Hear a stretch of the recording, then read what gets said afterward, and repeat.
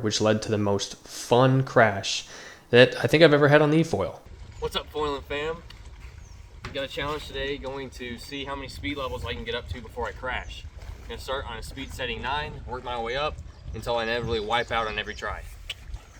Let's get it. Speed setting 9 sucks. Okay, so not actually, but I knew I was about to turn into the wind, so I figured, hey, why not bump it up to a speed that I'm used to, which would be speed setting 10, and I can carve a little bit harder with moderate weight transfer to my back foot. I normally would have edited the part out where I point my hand up to notate the speed change, but considering I changed it so fast, I'll just leave it in.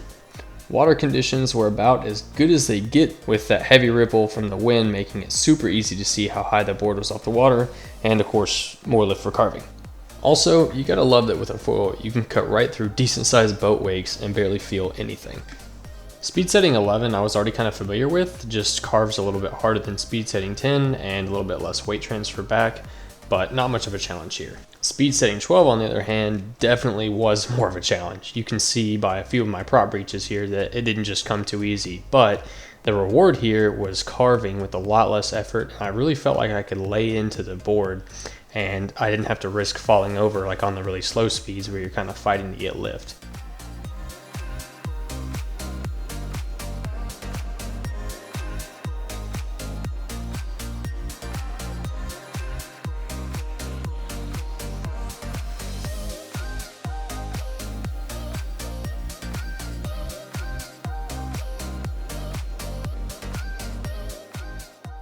Day 2. The wetsuit came off and I decided that I wasn't going to stop until I reached a speed setting that I couldn't handle anymore. And what better way to test that than when I spotted a pontoon boat off in the distance and decided that a good way to measure speed would be to race the pontoon boat. So naturally, I waited for it to pass and then looked around, circled back, and tried to catch up to it.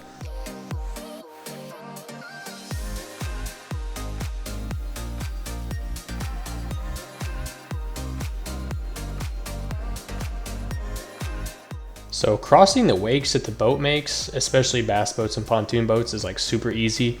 Even wake boats isn't too bad, but you just gotta be paying attention. It wasn't until I got in the stream behind the boat that I could kind of feel that turbulent feeling where the foil was kind of getting ripped all around.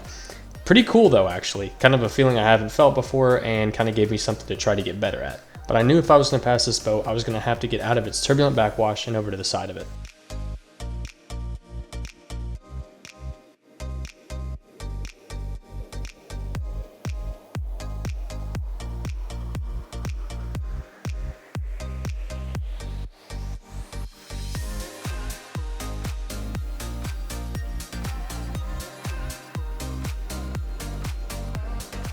It was at this moment that I decided I was going to bump the speed up as much as I could in order to try and pass this boat as fast as I could.